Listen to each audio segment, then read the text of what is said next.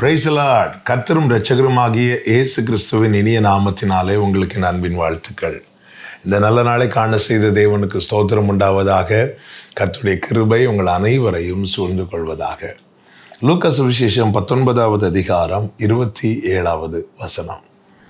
அன்றியும் தங்கள் மேல் நான் ராஜாவாகிறதற்கு மனதில்லாதவர்களாகிய என்னுடைய சத்துருக்களை இங்கே கொண்டு வந்து எனக்கு முன்பாக வெட்டி போடுங்கள் என்று சொன்னான் என்றார்.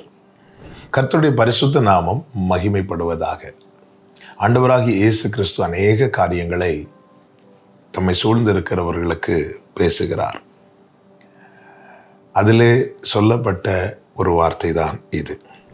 அன்றியும் நான் ராஜாவாகிறதற்கு மனதில்லாதவர்களாகி, அதாவது தங்கள் மேல் நான் ராஜாவாகிறதற்கு மனதில்லாதவர்களாகிய என்னுடைய சத்துருக்கள் என்று கர்த்தர் இங்கே ஒரு வார்த்தையை குறிப்பிடுகிறார்.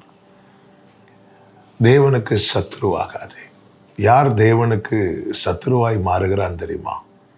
யார் தேவனை தன்னுடைய ராஜாவாக ஏற்றுக்கொள்ளவில்லையோ அவன் தேவனுக்கு சத்துருவாக மாறுகிறான். இஸ்ரவேல் ஜனங்களை கர்த்தர் எகிப்திலிருந்து மீட்டு கொண்டு வரும்போது தீர்க்கதரிசிகளை கொடுத்தார், மெய்ப்பர்களை கொடுத்தார், நியாயாதிபதிகளை கொடுத்தார். ஆனால் ராஜாவை கொடுக்கவில்லை. ஏன் ராஜாவை கொடுக்கவில்லை என்றால் அவரே ராஜாவாக அவர்களுக்கு இருந்து நடத்தினதுனால. ஆனால் இஸ்ரவேல் ஜனங்கள் மற்ற ஜனங்களுக்கு இருப்பதை போல எங்களுக்கு ஒரு ராஜா வேண்டும் என்று கேட்டு தேவனை துக்கப்படுத்தி அவர்கள் கேட்டு தங்களுக்கென்று ஒரு ராஜாவை வாங்கி கொண்டார்கள். ஏன் அப்படி வாங்கி கொண்டார்கள் என்றால் மற்றவர்களை போல நாங்கள் இருக்கணும். கர்த்தர் ராஜாவாக இருந்தால் மற்றவர்களைப் போல இருக்க விட மாட்டார்.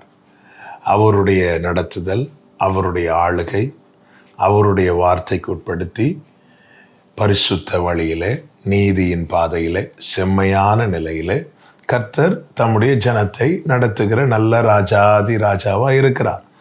இதை விரும்பாத ஜனங்கள் தேவன் தங்கள் மேல் ராஜாவாக இருப்பதை தள்ளி மனிதர்களை தங்களுக்கு ராஜாக்களாக, அதாவது மற்றவர்கள் எப்படி இருக்கிறார்களோ அப்படி இருக்க வேண்டும் என்பதற்காக மற்றவர்கள் வாழ்கிற வாழ்க்கையை வாழணும்.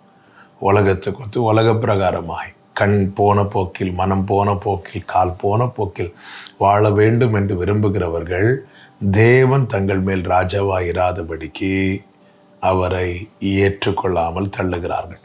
இப்படிப்பட்டவர்களை கர்த்தர் என்ன சொல்லுகிறார் தெரியுமா? சத்துருக்கள். பிரியமான கர்த்தருடைய பிள்ளைகளே, உங்கள் ராஜா யார்? யார் நம்முடைய ராஜா? கர்த்தர் நம்முடைய ராஜா.